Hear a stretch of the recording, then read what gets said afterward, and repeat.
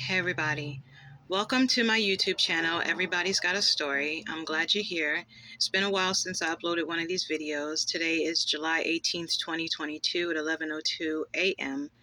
And I came on here because I wanted to discuss a situation that I recently read about, right?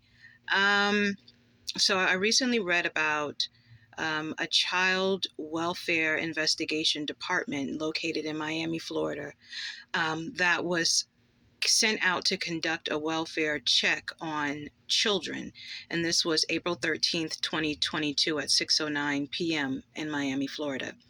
The mother's name is Odette Joussaint, Joussaint. And the father, the biological father, had been trying to get custody of the children because he said the mother wasn't a fit mother. She was mentally unstable. But the father was having a difficult time getting custody of the children. So this welfare investigation agency went out April 13th, 2022, 6:09 p.m. They never made contact with the mother. In the reporting on yahoo.com is where I found the article. In the reporting, the mother was known to shoo away the investigators. So whenever the investigators would come out to check on the children, the mother had a habit of not answering the door, pretending like no one was home so that they couldn't see the children, so that they couldn't check the welfare of the children. So the agency had a habit of just putting in the system that, oh, the children are fine, or, oh, the mother said the children were fine, right? And in fact, the children weren't fine. When they finally got to the children, both the children, a boy and a girl, a brother and sister, they were hogtied and strangled in the home. They were dead in the home, hogtied and strangled. And when they asked the mother, why'd she do what she did? The mother said, oh, they deserved it. Now, the father had been trying to get custody of his children, but they were giving him a hard time. And the mother killed them because the Child Welfare Investigation Department refused to make contact, physical contact with the children. Had they made physical contact with the children might still be alive. And the reason why I bring this up, y'all, is because I'm in a similar situation where I keep trying to send police to do wellness checks on my children. I contact the Child Protective Services. Both of these are out of Las Vegas, Nevada. I keep calling these people, reporting. I get no response. It's like, oh, we can't do anything. Oh, we can't do anything. The police now, they do the same thing as what I just reported from the last incident that I just told you about, the mother in Florida. There were a bunch of other stories too, just like that one that followed up that article. But I concentrated on that one in particular because it was the first one that I initially read, but it also really related to my story. So I contact the Las Vegas Police Department, and now they're at a point where they just say, oh, well, we called her and she said the children are fine. I said, oh, so you didn't physically check to see if the children were fine. You don't even know if she is still residing at the residence anymore. You have no idea. Like, you don't know if the children are alive or not because you didn't make physical contact with the children, right? Called Child Protective Services, July 6, 2022. I got halfway through my story with a Child Protective Services worker. His name is Chris. And when I got to the point of me saying, oh, I just graduated from the Los Angeles Film School and I just also recently got my second real estate license, the call dropped. The call dropped. And I thought that was quite interesting. I was, upset or whatever, but the call dropped. As soon as I said I just graduated from the Los Angeles Film School and I just got my second real estate license, call dropped. Then the worker, Chris, he called me back to continue with with the story. So at this point, I'm like, well, I don't even know if the first part of the recording of that story was documented. Did he just completely erase the first part when he dropped the call and he just decided to maybe go with the second part of the story? All I know is that when I finished speaking to this worker at the Child Protective Services in Las Vegas, Nevada, basically he said that if an investigation was open, that I would be made aware. He never got back to me, so I called back again. I called back 2 days ago, and I spoke to another worker, and she said, well, if you weren't contacted within 72 hours, then an investigation wasn't opened. And I said, really? And she said, yeah, an investigation would have been, if it was opened, you would have been contacted within 72 hours. And I said, well, it's been more than 72 hours, so I guess an investigation isn't open because I was not contacted. And then she said, well, if you want the phone number to the records department so that you can get the type up of what Chris reported, you can get that. So it's like, oh, so now I need to call the records department to get to pay for paperwork about a report that an investigation wasn't opened up on. And in the middle of my conversation with Chris, the first person from the Child Protective Services that I spoke with, it's interesting because I gave him so much background, so much information about everything that had transpired. And he was even flabbergasted with a lot of the stuff I was telling him. And he was like, wow, so you didn't tell the judge this? Yeah. Oh, so you told the judge about the suicidal tendencies, the suicidal thoughts. You told the judge about the poisoning of the child, and you told the judge about the verbal and the emotional and the physical abuse. You told the judge about all these things, and nothing was done? No.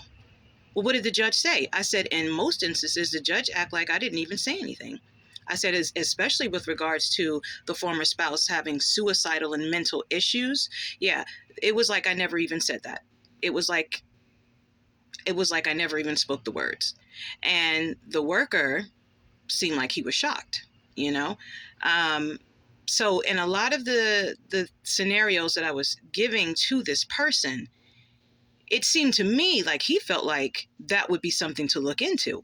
But because I told him, no, nothing, the judge didn't do this, or I said the only thing the judge did do was put strict orders for the ex-spouse's parents, the mother and the stepfather, to stay away from my children because I showed the judge information, right? That I had posted on social media the day of an incident. The day an incident transpired, which was February 22nd, 2019, I documented it on Facebook because I wanted the public to know what was going on in case I did need to go in front of a judge, right? You want to document things. You want to make sure that you have documentation. And so the documentation that I had was enough for the judge to place strict orders against these former spouses, mother and stepfather, to stay away from my children. And the judge placed strict orders against these people in 2 different court hearings. And it's interesting because when I went to the Las Vegas Police Department and I wrote up the story, the same story that I documented on Facebook and gave to the judge, which made the judge put the strict orders against the parents, that same information that I wrote up and gave to the Las Vegas Police Department, they ripped that paperwork up in front of my face. They said it wasn't good enough. They ripped it up after I told them that it was a same-sex situation. As soon as they discovered that it was a same-sex situation, they ripped up my paperwork in front of my face and said, oh, there's nothing we can do about it. But this was also the same information that the judge used to be able to place strict orders against the ex-spouse's parents in 2 different court hearings. So, but somehow my children still ended up in the care of the former spouse and around the former spouse's parents. Does that make sense to y'all? That you would put a child in the same situation that they were saved from? Because honestly, the judge didn't look at any of my evidence until I decided to withhold my children from the former spouse, so that they would stop hurting my kids. The judge also told me that I followed all the proper steps that I needed to follow in order to protect my children. But for some reason, it turns out that the children were still placed in the care of the predators, the very people that harmed them, and the very person that allowed those people to harm them. I didn't have a lawyer. I represented myself. The former spouse had a lawyer. And so I guess if you represent yourself and you don't have the lawyer title, the the person that is the attorney of the defendant, I guess they automatically get the upper hand because they went to school and they have the attorney title.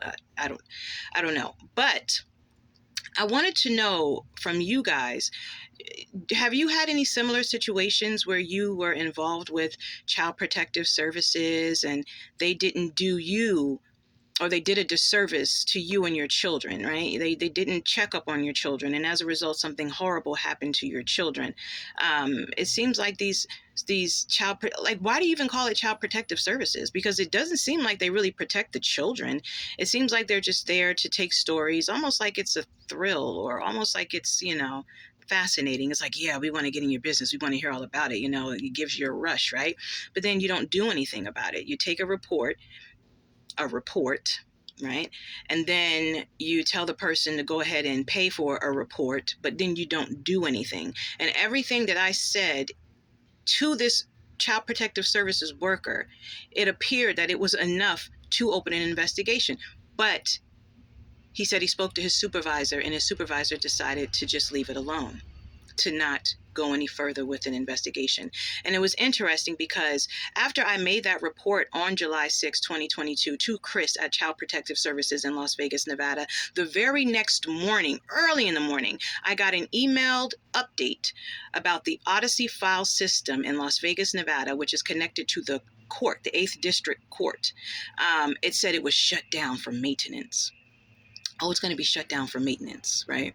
And I thought that was quite interesting because I said, oh, I just called and made a full report, 2 different reports actually, because he dropped the call and then he called me back and, we continued with the conversation. 2 different reports in one day. Nothing was done. But the very next morning, early in the morning, the Odyssey file system in Las Vegas, Nevada, that's connected to the 8th District Court system, shut down for maintenance. And all I want to say is, I don't care how much redacting, cleaning up, covering up, anything that anybody tries to do. I have all my evidence. I have all my paperwork. The majority of it is time-stamped and dated by the court, because when you file motions, they're time-dated and they're stamped and all that stuff. So I have all my evidence. I have even more evidence. And what's interesting is that with regards to my case, the former spouse didn't have any evidence. Didn't have any evidence. I'm talking no evidence, no paperwork, no evidence. All she had was her word. And the former spouse didn't even speak because the attorney spoke for her. I was representing myself. So of course I did all the talking for myself. And I had loads of evidence. I mean, paperwork, text messages, talking parents app information, videos, which the judge just refused to watch because the attorney of the defendant said, oh, I didn't get a chance to watch the video, so it doesn't uphold in court. I'm sorry. I sent it to you. I sent it to you. And enough time for you to be able to view it. So if you didn't view it, whose fault is that? And then the judge is just going to accept that and not view my videos because somebody else's attorney told you not to, when I'm standing here representing myself? You're supposed to treat me as if I am an attorney because I am representing myself. So all of my evidence and my videos and everything fell to the wayside. Nobody cared because I didn't have an attorney. So as a result, my children, no one cares about my children. So, like I said, I don't know if my children are alive or dead.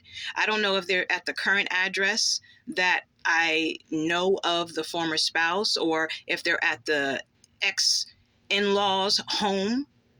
I don't know where they are. But I do know for a fact that they're not being treated well because those people don't like me. They don't like me because I tell on them. And I will continue to tell on them and whistleblow on them and speak on all the things that they have done,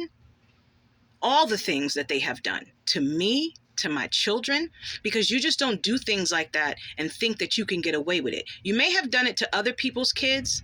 You may have, and you may have gotten away with it, but you're not going to do it to my children and think that you're going to get away with it. I don't know who you think I am. I don't know who you think you're dealing with, but you are not going to do it to my children and think you are going to get away with this. This will continue to your grave. Yes, it will. It will continue to your grave. This is also the same ex-mother-in-law who told me that if I were to die, that my former spouse wouldn't even care. The former spouse would go to the funeral, but once the coffin is lowered in the ground and the dirt is poured on top of the coffin, just walk away like nothing, like I never even existed, wouldn't even care, wouldn't even care. This information was told to me from my former mother-in-law of my ex-spouse. And I was newly pregnant with my twins when she said this to me. At the time, I didn't know I was pregnant, but I was newly pregnant with my twin children that are in these predators' hands right now when those very words were said to me. Just think about that for a minute. Who in their right mind would say something like that to their daughter-in-law? Who in their right mind would say something like that to anybody? That lets you know the level of mental illness one has in order to be able to speak such words like that from your mouth. And mind you, I didn't say anything to this woman. I didn't say anything to this woman to set her off. We had just came from breakfast at Denny's. Me, the former spouse, and the former spouse's mother. Just came from breakfast at Denny's. Got in the car. I was in the back seat. The former spouse was in the driver's seat. The mother-in-law was in the passenger seat. She spoke those very words while she was in the passenger seat. And I was in the back seat. Or was I in the back? Or was I in the front seat? I may have been in the front seat and she may have been in the back seat. Either way, she spoke those words after we had breakfast at Denny's and got into the car. So that's just one form of abuse from the ex-mother-in-law. Another form of abuse was when I was 7 months pregnant with my twins. 7 months pregnant with my twins. We were sitting at the dinner table for Thanksgiving Day. It was myself, my former spouse, the former spouse's mother, the former spouse's mother, stepfather, and the former spouse's two other half sisters. We were all sitting around the dinner table. The mother-in-law looked at the former spouse across the dinner table Thanksgiving Day and said to her, "When I decide to hurt those babies, you got to forgive me. You can't stay mad at me." And I'm looking around like, who babies? She's talking about my babies? And she said it again. "When I decide to hurt those babies," pointing to me, but she's looking right at the former spouse. "You can't do anything. You can't stay angry. You can't be mad at me." And what did the former spouse do? Put the head down at the dinner table, didn't say nothing. What did the stepfather do? Keep his head down at the dinner table, didn't say anything. What did the two half sisters of the former spouse do? Put their head down, didn't say anything. And I clenched my pregnant 7-month belly in fear because I was in total shock about what this woman just said about my unborn babies. Okay? So it goes a lot deeper, guys. The mental, the verbal, the physical abuse. Mind you, I reported this very thing to the Child Protective Services Department July 6, 2022, most recently. And he even said, "Wait a minute, she said this to you? Did you tell the judge this?" Yes, I did. And what did the judge do? Where are my children? So it also speaks to the fact that people don't care about Black and brown babies.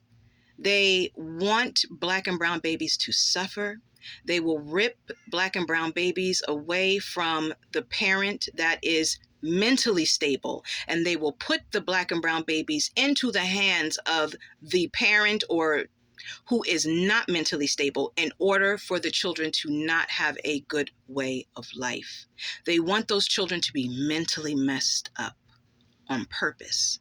And you can't tell me any different. There's too many stories about it. There's too many cases about it. And to this day, I still fight for the justice of my children, Winter Rose Madison and Laker Lou Jackson. I will not stop. I will not stop. I will not stop. So, if anyone out there has a similar situation, I would appreciate your feedback. If you have any advice to give me about what I can further do in order to try to protect my children, in order to get them back from these predators, I would appreciate it. At this point, I don't even know where my children are. Nobody answers the door at these addresses that I give, the only addresses that I know that these people are at.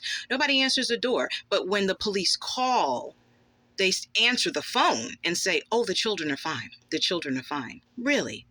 Just like in that news article that I just read today from the mother in Miami, Florida, Odette Josaint, whose 2 children were hogtied and strangled to death in her home because she kept saying to the child welfare investigators, oh, they're fine, they're fine. The children weren't fine. I know for a fact my children aren't fine because I know whose hands they're in.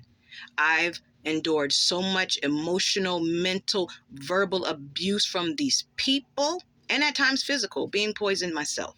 So you can't tell me that they aren't doing harm to my children. This same mother-in-law poisoned my 1-year-old baby to the point where she passed out. I thought she was dead and had to rush her to the hospital. February 22nd, 2019. You cannot tell me that they are not hurting my children. I have so much information. I have so much evidence. I have so much details about this entire situation because it is a big situation. It is. But I would appreciate any feedback from anyone if you have advice on what I can do to further my situation in order to bring about justice for my children. Thank you guys for listening. I appreciate your time, and stay tuned for more videos. I think I'm going to be doing more of these.